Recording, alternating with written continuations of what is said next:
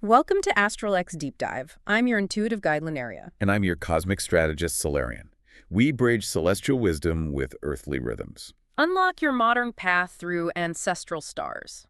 So today we're diving deep, aren't we, into something that, well, it touches nearly every family.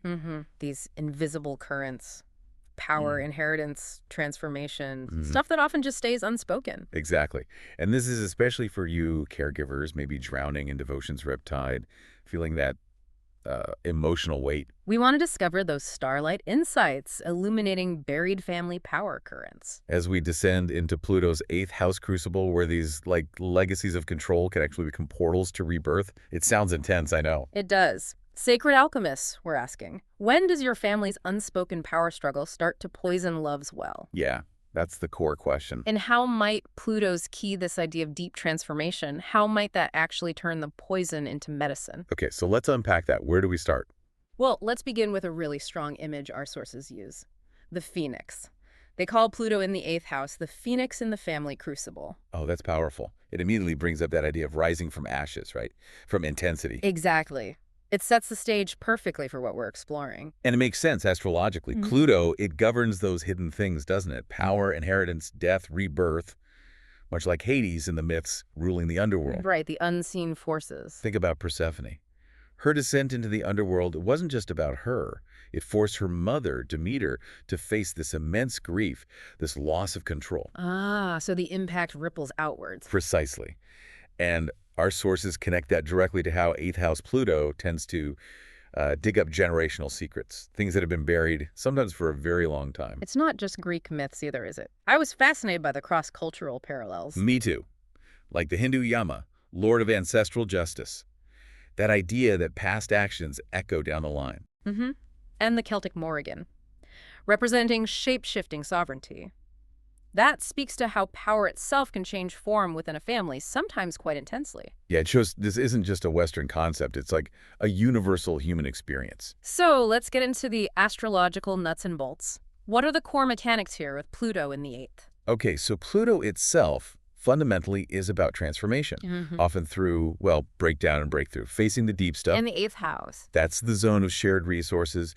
Think inheritance, yes, but also shared debts, psychological legacies, secrets, intimacy, the taboo stuff. Yeah. What we get from others, what binds us together. Okay. And one really critical aspect mentioned is Pluto square the moon. A square means tension, a challenge. Needs resolving somehow. Exactly. And Demetra George, a respected astrologer, she specifically links this to mother-child power struggles. But crucially, struggles that echo lineage trauma. It's not just about this mother and this child. Wow. So it goes way back. It really does. It points to these deeply ingrained patterns of control, nurture, emotional inheritance passed down through generations. And this is where it gets almost mystical. The sources talk about a quantum lens. Ah, yes. The idea that Pluto's gravitational pull compresses family shadows into diamonds. Pain becomes generational wisdom. I mean, that's a powerful reframe, isn't it? It absolutely is. It suggests that even the toughest family legacies, the deepest pain, hold potential. They can be transmuted into strength, into wisdom for the future. It's not just suffering, it's raw material. So have these dynamics always been around? Or is this something new? That's a great question. The sources point to a really interesting historical synchronicity. Carl Jung's Pluto-Uranus square between 1910 and 1912. Okay, what happened then? Well, astrologically, it was a powerful alignment, and historically, it coincided with major global revolts against patriarchal structures. Ah, so personal transformation mirroring societal shifts. Kind of, yeah. It provides this compelling template for understanding familial revolution, these shifts in power within the family unit even today. It suggests these struggles are part of a larger, ongoing human story. So we've seen the myths, the mechanics, the history, but this isn't just a Western thing, as you said. Let's look at the global perspectives. Yeah, because different cultures have ways of understanding and, importantly, working with these energies. What did the sources highlight? Well, in the Vedic tradition, there's Pitrudosha. It's basically ancestral debts or unresolved patterns manifesting now as family control issues. Ancestral debts. Wow. And how do they address that? Through Shraddh rituals, specific ceremonies to honor and release those unresolved lineage patterns, bringing peace. Okay. And other traditions? The Chinese perspective links Pluto's intensity to an excess of the water element, Think emotional flooding, overwhelming feelings in the family. Right, I can picture that. And the suggestion, use the wood element. Like literally bringing plants or greenery into the home to help channel and ground that intense emotional energy. Wood contains and directs water. Right? That's so practical. I love that. What about modern astrology? There's a note from Tokyo astrologer Kaiko Okawa.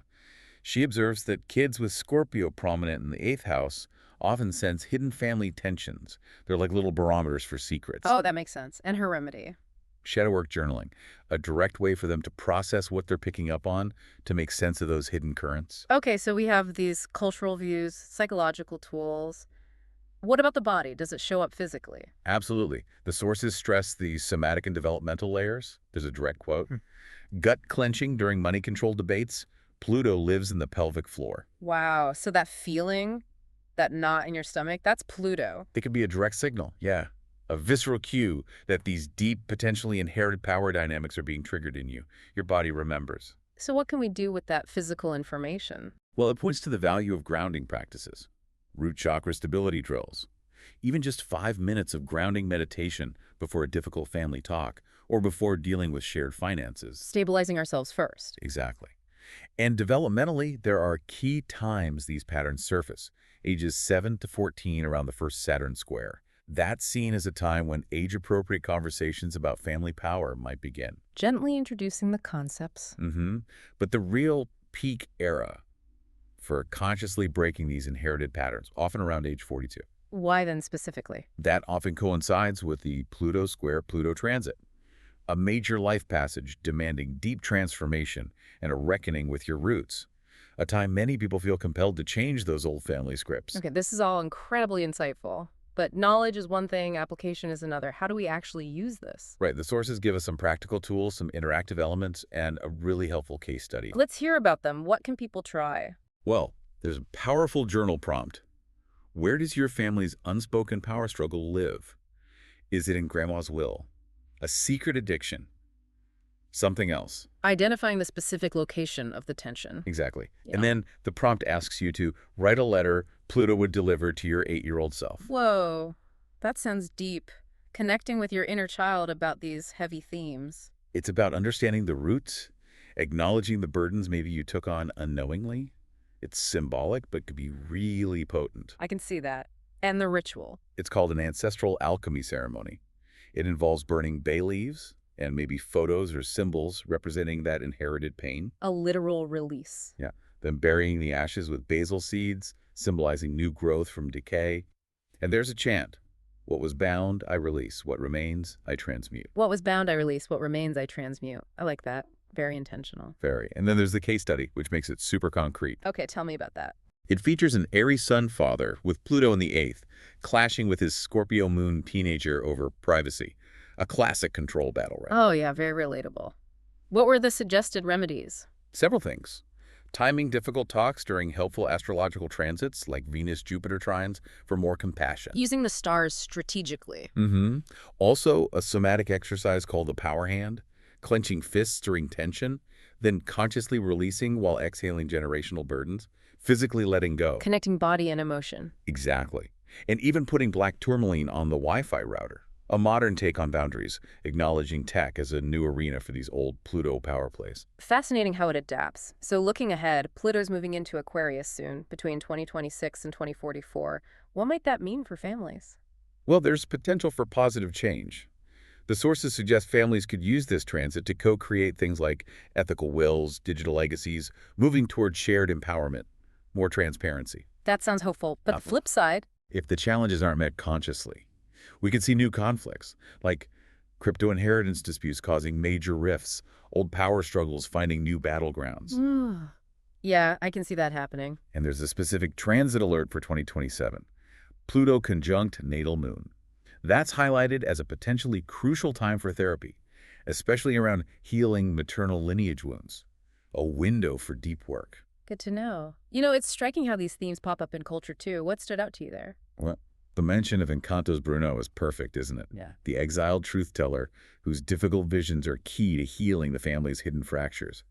A total eighth house Pluto metaphor. Absolutely. And Serena Williams. Yeah, with her Scorpio sun and strong Pluto themes. Modeling boundary setting and reclaiming her power amidst intense family dynamics and public scrutiny.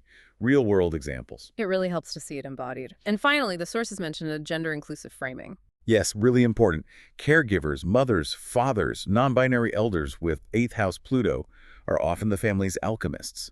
They're the ones processing and transmitting these intense legacies, often through vulnerability. Carrying that weight, but also holding the key to transformation. Right. But there are nuances.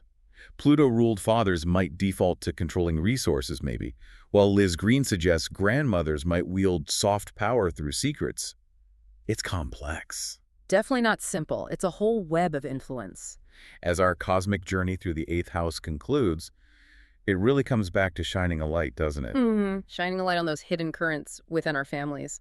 It's the starting point for any real transformation. We've covered a lot: myths, global views, body connections, practical tools. Hopefully giving you some insights, maybe some surprising facts that resonate with your own family story. So the question to sit with is, what unspoken power struggle in your family, past or present, might be feeling ready for release, ready for transformation? And thinking further, how might healing your generational shadows not just liberate you, but actually become that guiding light for the generations that come after you? It's a profound ripple effect. dive deeper into your lineage patterns? Request your Pluto Inheritance audio reading now via email. Link waits below. For ritual blueprints like our ancestral alchemy ceremony, explore all episode resources there. Remember, healing generational shadows isn't selfish. It's the lighthouse guiding your descendants home. Ignite. Transform. Reclaim. Subscribe for Starlight Insights on rewriting family constellations. Thank you for journeying with us through the underworld and back.